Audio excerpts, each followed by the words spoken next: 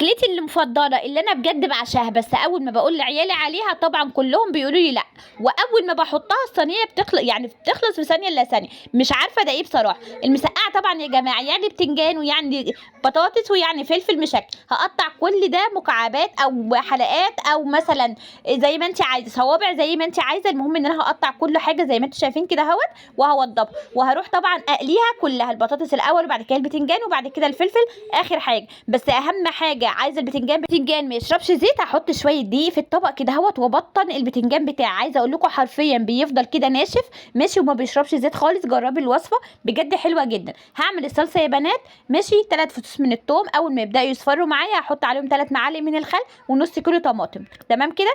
التوابل عباره عن ملح وفلفل وكمون فقط لا غير، والصلصه ما بتتسبكش قوي، بتبقى متوسطه زي ما انت شايفه كده اهوت. خلاص انا كده قليت كل حاجه معايا زي ما انتم شايفين كده اهوت ما شاء الله. هجيب بقى الحله